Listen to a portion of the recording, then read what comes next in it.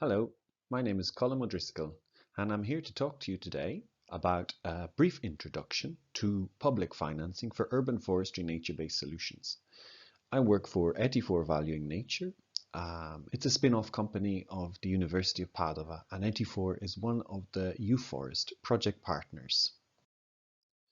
In this lesson, we will introduce public financing for nature-based solutions, looking specifically at the types of instruments, some of the examples, and some of their limiting factors as well. Now, if we go back to the previous lessons in the other modules, we have already seen that the potential for nature-based solutions as a cost-effective enabler of urban sustainability and this has been recognized, its implementation, management and upscaling, they face numerous challenges and barriers. A recurring barrier is essentially obtaining finance, public or private.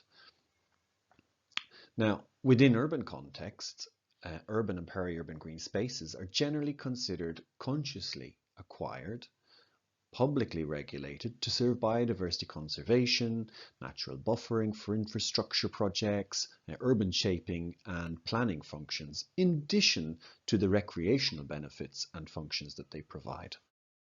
Such spaces are often regulated, maintained, and owned by public institutions with public financing.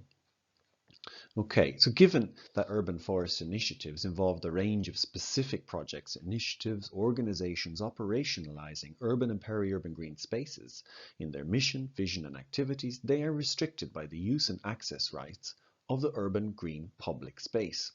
Thus, we could say that given the importance of the public sector in urban and peri-urban green space management, public finance would seem like the logical route for nature-based solutions, urban forestry nature-based solutions, due to the public good character of many urban nature-based solution interventions. Building on the work of another European Commission funded project, Horizon 2020, project, Grow Green, which also looked at, in part, the financing of urban forestry nature-based solutions, but urban nature-based solutions more in general. They gave a categorization specifically starting from the premise that a municipality has two main options for increasing nature-based solutions in a city. The first of this is that the municipality implements the nature-based solutions directly, or it maintains existing nature-based solutions. In this situation, the municipality pays for the intervention either through funds it has already or by obtaining loans and revenues to finance the project. These are the situations that we will focus on in today's lesson. The other, covered in the next lesson, essentially looking at encouraging other actors, private actors, to implement nature-based solutions. And this will be covered, as I said, in the next lesson. So building on the first option from the previous slide, the one we will focus on today, looking at financing from public institutions that are either maintaining existing NBS or implementing them directly, four different categories of financing typologies emerge. The first of which is innovative use of public budgets. And this is essentially where funding is pooled from different governments' departments, making use of previously untapped sources, for example, bridging the health budget, connecting the health budget with the forestry budget, for example. The second is in grant funding and donations, so EU funding such as grants, the one we spoke about earlier, the Grow Green project, also the UForest project, and also regional and national public bodies, or donations such as philanthropic contributions and crowdfunding. The third of these is instruments generating revenue, more classical taxes, leases, sales, user fees, or developer contributions, so developers of infrastructural projects contributions or charges for those projects. And finally, green finance. This is essentially where you get loans from public or private financial institutions, such as green bonds, to finance the urban forestry nature-based solution.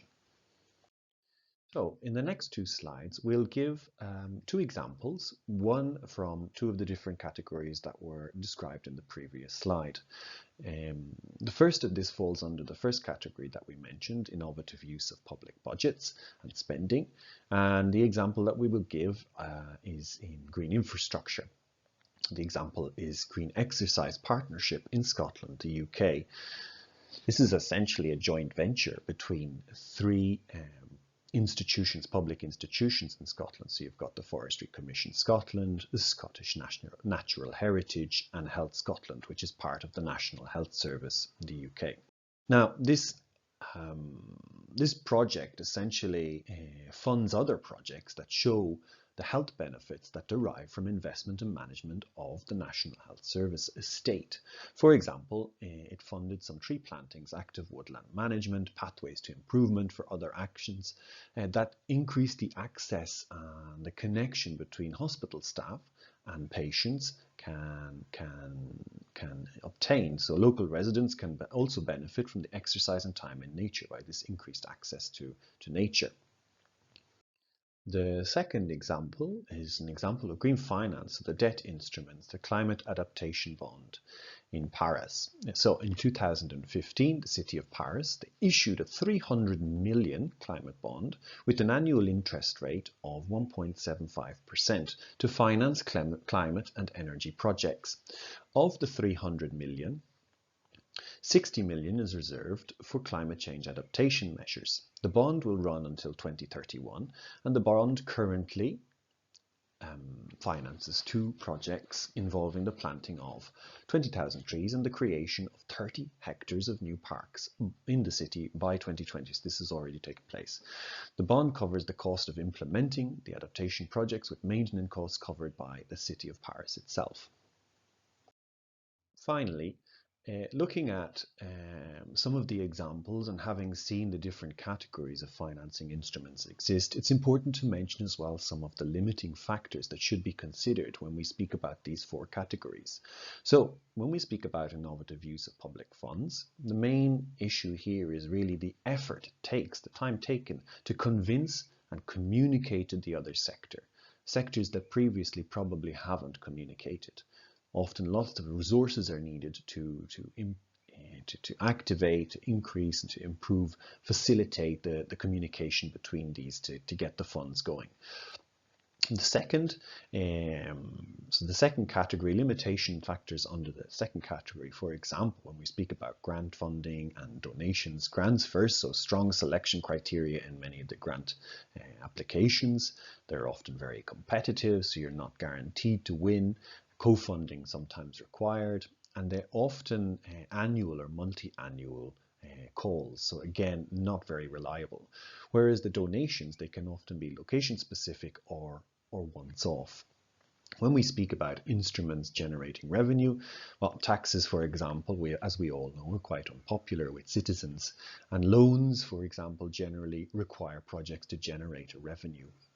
Finally, if we speak about green finance, debt instruments, complex to establish and often external assistance is needed. Legislation change sometimes as well can be an issue depending on the size, the institutions involved, and the interests involved in activating, if you like, the bond, for example, the example of the bond that we gave earlier. So to sum up, in this lesson we've looked at an introduction really to some of the categories that have emerged within the public financing for urban forestry nature-based solution space.